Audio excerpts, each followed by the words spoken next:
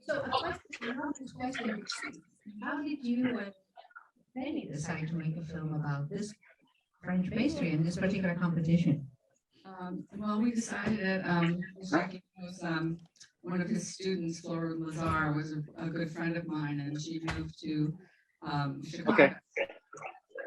We decided to become a pastry chef and went to the French pastry school. And she told me that her teacher, Jacquy, who founded the school, was going to compete in this, amazing competition. And then she started to describe it to me, and I said, "Wait, I'm going to come to Chicago and meet Jacquy." So that's how it started, and we did it immediately. Jacquy, was it difficult for you to say yes to having a movie made on this? Absolutely not. Chris and Penny are such passionate and charming people. How can I say no? Same for you. Thank you. And Kurt too is very charming. And he just brought me some frozen custard. Hi, Kurt. Nice to see you. Hi, nice to see you too. And We've been busy. how long was the process of making the film? Well, unfortunately, when we met Jacquy, I think we met Jacquy right in the very beginning of August, and he was preparing for the competition. And, we decided we wanted to go ahead and do this. I mean, mostly I decided it after that very first day that I met you, Jacquy, and we went to lunch, and you told me the story about Rachel having to wake you up at night and kind of pretend that, the moth was canceled. And I thought, oh my God, if somebody has this much stress over this and cares about it this much, there definitely must be a film there. And we tried to get a hold of the organizers of the moth competition, but unfortunately it was August in France and everybody was on vacation. So we never could get anybody until the very last minute. And so we actually arrived at the competition not knowing if we could film or not. And basically they laid down the ground rules, which were like, okay, you can go in the first day, and if you behave and the chefs think it's okay, you can come back the second day. And so then we came back the second day, and they said, okay, it seems to be good. But the third day, we're going to draw a little box at the end of the table that's, like that big, and there are 3 kitchens, and each of us took one kitchen or filmed from one kitchen. In that box, and we were not able to move around at all. And they said, basically, if you knock anybody and they break something, they will kill you. that was kind of the rule, and that's how we did it. I would have. Jacquy, how long do you prepare for the moth, and how do you choose these creations? What goes in it? What do you present? You prepare for your entire career. So I started in 1976 and as an apprentice, and I tried to work as hard as possible and for the best chefs as possible. And then whenever you feel you're ready, you apply, and the creations are all around a theme that is given to us. And for this competition, the theme was marriage. And what made you want to be a pastry chef specifically to start with? Oh, my father was a bread baker, and he told me because he started just after World War II, and it was very hard work at the time. Still is hard work, but at the time they didn't have the machinery we have now. So he would have to make all the big bread for the village by hand at the age of 14, and he says, "Don't ever join this business. It's a terrible business. So when you tell me not to do something, there I come." What about you, Kurt? But it's what about you? Well, I feel like you could have told me that sooner. Sorry, I interrupted you. You were saying something, but it's like. Can you repeat? Yeah, no, I interrupt you. Yeah, I interrupt you. Your train of thought. You're saying you said they told me to do it, but I did it, and but it's like you were saying something else. No, I mean, all I want to say is that it's a fantastic profession where, I mean, as you can see in this documentary, one can be very creative, and in the culinary business, actually, this is the section of culinary where you can be the most creative. So for me, it was, and then you can be around sweet things. I mean, with frozen custards for no reason, and all in the name of research. You know, I gotta check out what my apprentice is doing, right?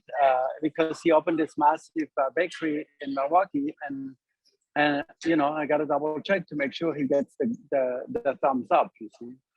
But Chris, did you expect to find this much drama into pastry?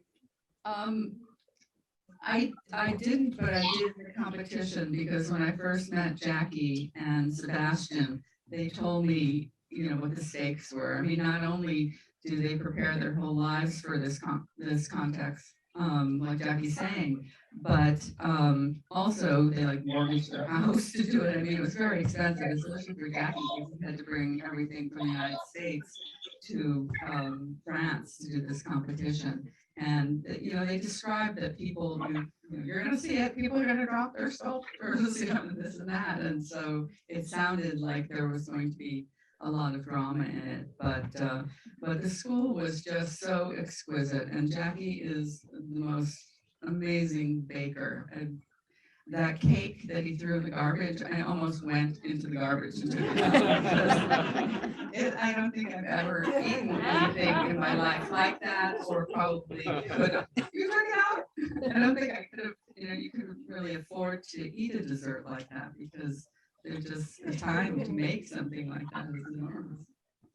Yeah. The reason why we throw everything out is, especially nowadays with iPhones and all this, if you leave it out, you might have somebody around you who just passes by and takes a shot and puts it on the internet. And then the competing is all about surprising the judges. And if they already have seen everything you're gonna do, it's just like, you know, already seen that. So that's why we have to get rid of everything, of all the evidence before we show up at the competition. Raise your hand if you have any question. Okay, there's one here.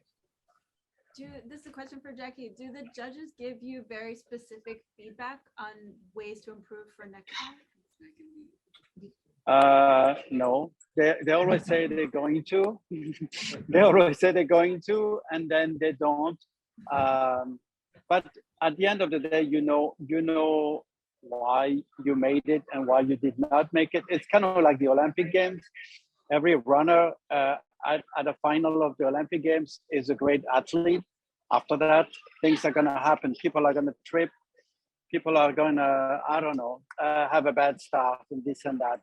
So as a chef, you know where you could have improved for the next time. Yeah, you. Yes, I had a question. The movie was made 12, 13 years ago at this point, so it's a little bit old, yes. And it seems like MAF is such an answer, you know, looking at it now, you laugh at it because it's just a small number of white men taking things that are, you know, I've been in the chocolate and food industry for many decades. They're taking it so seriously, but yet so many people can't even get into this competition, and it's just judged by, you know, the white men. What do you think now, 13 years later? What is the future of, you know, of a real, you know, worldwide chocolate and pastry competition? Or the future is to open the doors to anybody, you know, and I hear that at the next final, there's finally gonna be some ladies, women chef who actually are doing a fantastic job.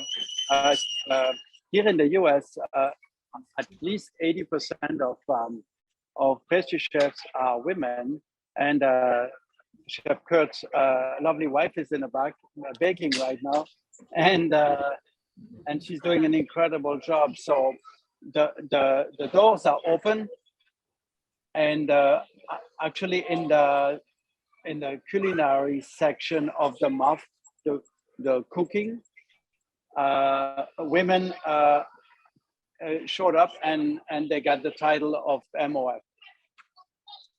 So the sky is the limit from here.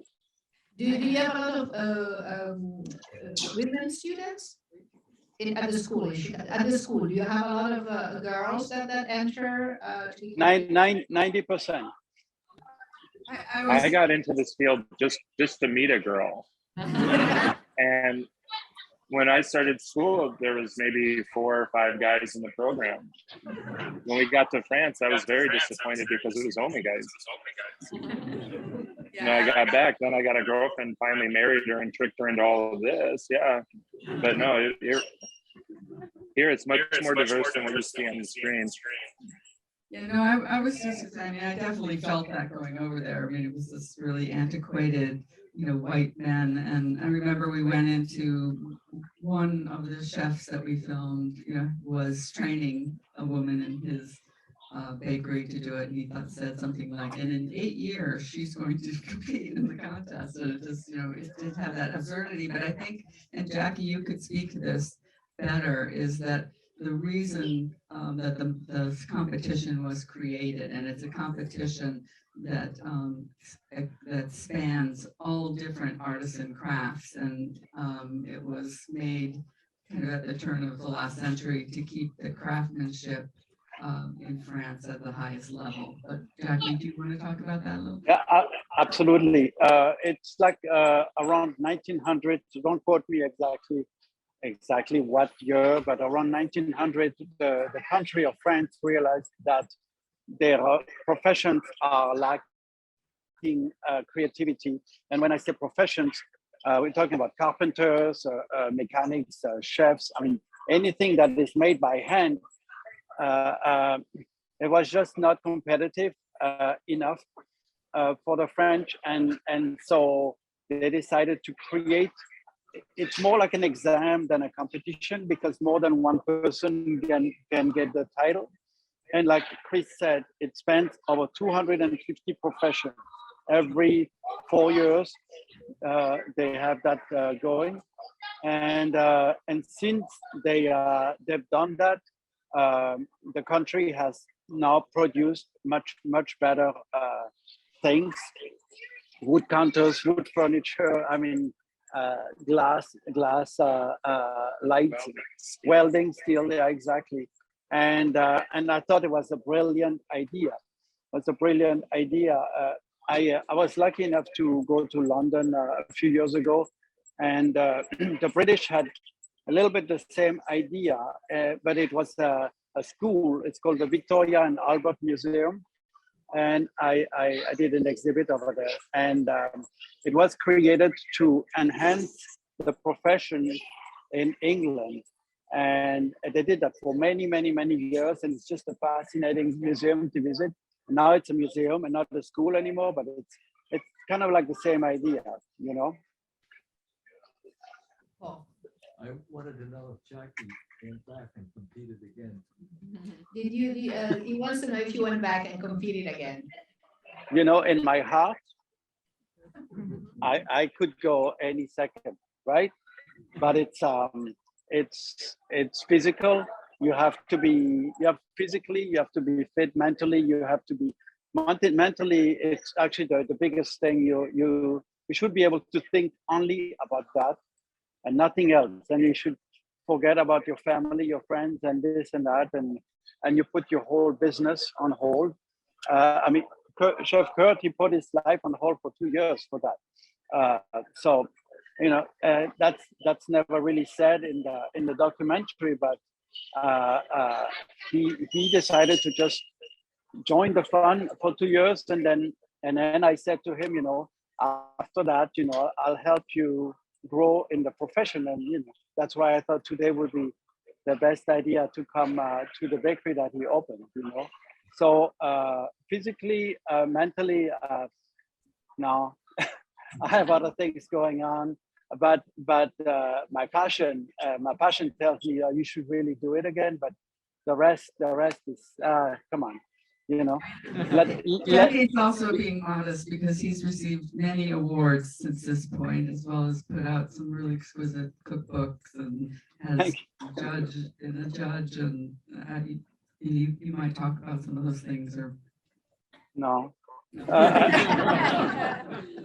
Because for us chefs, we never do this to walk around with medals and this and that.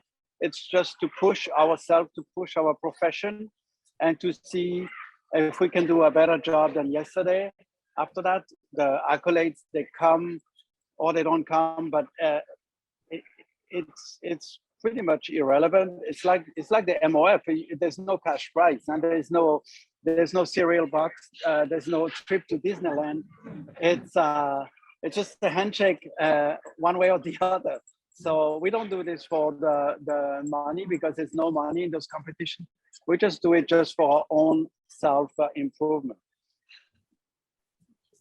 Thank you. Speaking of medals, I'm here with my young son, who is an aspiring pastry chef, and he had a question. We heard in the film that if a chef who does not win the award fakes it and wears the collar, that he or she could go to jail. Oh yeah, absolutely, That's 100% true. And especially nowadays with the internet, we see. I don't care. It's not my problem. But sometimes we see chefs who are wearing the collar, and then I pointed out to Sebastian. I'm like, hey, you see that? And that's all I have to do. After that, he wants to do something about it or not. It doesn't matter to me. But yeah, you cannot fake it, and rightfully so. It's like somebody who has a doctorate or not. Or let's say you didn't get the doctorate and you want people to call yourself a doctor. Sorry, you didn't make it. So doesn't matter. That doesn't mean you're not a good professional. You cannot fake it if you didn't make it. Yeah. Where is Midway Bakery located? In Milwaukee. It's in Milwaukee. Yeah, we just rebuilt the Grand Avenue Mall on historic Wisconsin Avenue. So there's a brand new food hall downtown, and we opened a couple of concepts here about a month ago today. Congratulations. Thank you so much. And for me, it's coming back full circle, because as a chef who I taught Chef Kurt, and then he was with me for 2 years. For me, coming here today, it's just the best feeling ever, is because all of this hard work and nonsense is paying off. For the record, he's just been eating since he got here, and I've been working the whole time. And I didn't pay.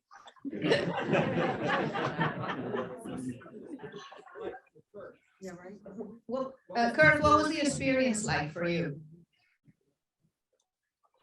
It was very exciting, because when he asked me to come with him, I barely knew what it meant. I had seen people on TV, chefs who had the collar, but I really didn't know. I just thought maybe Chef Sebastian had a different style choice than me. But I learned really quickly. And there was a lot of things that I experienced for the first time with them. And my mind was blown with quality and precision and art every single day. When I describe it, it's like, and it's been a couple years since we did it. But it feels almost like a dream. It's surreal. And for a kid from the Midwest to get that kind of opportunity to see something like this from that angle, you couldn't get that lucky in 500 lifetimes. I feel like you're just in the right place at the right time. And absolutely. And I want to add to that being an assistant like this, it's exciting and all, but we were working a minimum of 12 hours a day. I don't know if we were taking a day off. I don't remember a day off. But Chef Kurt, for instance, he counted how many scalings he did for, we scale the ingredients for each recipe in our practice. he scaled more than 5,000 recipes. So that's something that I don't think it's mentioned in the documentary, but it's such hard work. But at the end, it's passion. So once there's passion, hard work doesn't matter, right? There was another one in the back. In the movie, his daughter took a look of the cake which was in the car, and the kid says, "Oh, it's too simple." Is she going to be a The question is for you, Jackie. Your daughter in the car, when she goes and look at the wedding cake, a nice, simple one, you know. So she's the member of the audience is asking, is your daughter going to be a pastry chef? No, I mean, I slapped her for that off screen. No, I didn't. I'm joking. She actually, her mom is also a pastry chef, and she's actually very talented naturally, and she has a very good palate naturally. You know, this is something you have it or you don't. But she doesn't want to do this, and I don't want to push her in doing it. But she could easily join the profession and do well. But you know, it's this kind of profession. You do it or you don't. You cannot do it halfway. So I never pushed her, and you know, she wants to be a therapist, which is fantastic. She wants to help young children, which is fantastic. So it's all good. She could do it, but she's not going to. What are the requirements to enter the school? What? A high school diploma, and you need to be as nice as Kurt. They'll accept the GED as well. I have a question about it. How does the look of the pastry evolve? You know, because these designs have things in common, but then some of them are very different. Is it a taste of the, you know, like a stylistic taste of the chef? How those designs came up over the years? Yeah, it's all about the chef. You know, I'm a very curious person, and I did a lot of glass blowing in my days, and wood carving and this and that, and one thing you need to know is that chefs are not trained artists. They all should go to art school first to make things that are more cohesive. But we don't, because we're busy baking. But then after that, it's everybody is trying to give their own twist to the theme that is given to us, and nowadays with there's more technology that came out with silicone molds and this and that. So things are evolving as we go. Every week there's something new happening, which is fantastic. It's not stagnant. Today I posted on my Instagram a couple photos of the showpiece. We had to make a small showpiece called a bijou. It's like a miniature showpiece. And then there you can see some techniques that I learned in glass blowing. And what is your favorite matter to play with? Sugar. Because it's instant gratification. You warm it up and you shape it, and then once it cools, it hardens very quickly, as opposed to chocolate, which has a little longer setting time. Chris, in addition to being threatened that the chefs would kill you, was it terrifying to be around all that with the cameras and just trying to move? Yeah, I mean, it was. I mean, I was actually the person who took the images of Philippe Rigaud. Oh, God. Sculpture coming down, and you know, it was just awful because you just feel so bad for them. And I remember just afterwards continuing to film, and actually Stefan told me to stop filming at one point because he felt so bad for Philippe being filmed, but I really didn't stop very long because my job was in the movie, so I kept going on that. But at that point, I didn't really even know if I got it or not, because if you remember the chef in front has this big tall hat, so he kind of goes like that and kind of covers it in a sense. So I remember going to the ladies' room there and kind of winding back my videotape in those days and seeing if I actually got that, you know, image of the whole thing breaking. But it's heartbreaking. But you know, in a story like this, especially when Jacquy didn't get them off and was so very upsetting for us. You know, what do you do with your movie? And you know, in the end, you know, he loses the contest, but he gets the girl, and that was kind of, you know, the theme of how we went, which was what happened in life, which was lucky. We were talking this morning during the tech about the music of the film. The music proves such a counterpoint, you know, to this sort of pugnacious thing and the stressful thing of the film. How do you the tone for the music there?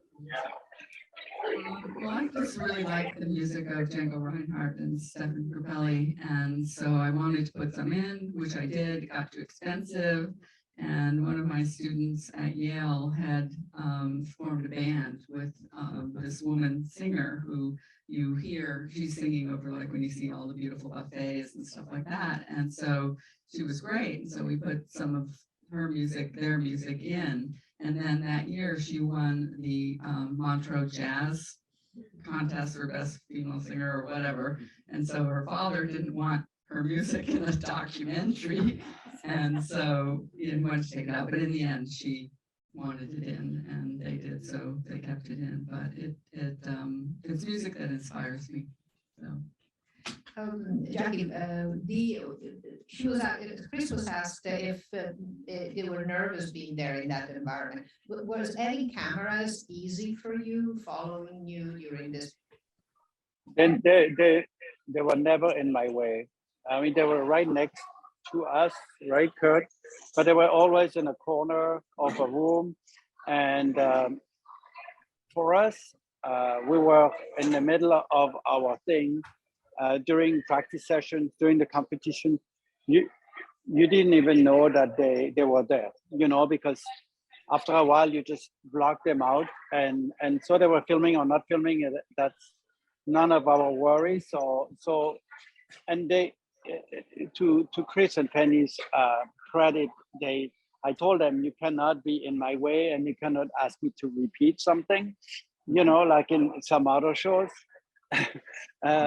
And they never did. So they just caught whatever they could catch, and that was it. So it was just fantastic, you know, the way they treated the documentary. And also something that I want to say publicly is Chris and Penny, they filmed 300 hours of film, which can make many different documentaries, and a documentary that would be more like I don't know, showing everything that went wrong. And so I asked them to be respectful to all the chefs and the profession, and to show actually how hard we work and the artistry and this and that, and not focus on everything that went wrong. And they sent us a proof of the film before releasing it, and we had nothing to change. It was just wonderful. Do you have any other questions? No, I think we need to leave and go upstairs for the pastry contest. Okay, no problem. Thank you. Thank you. Thank you.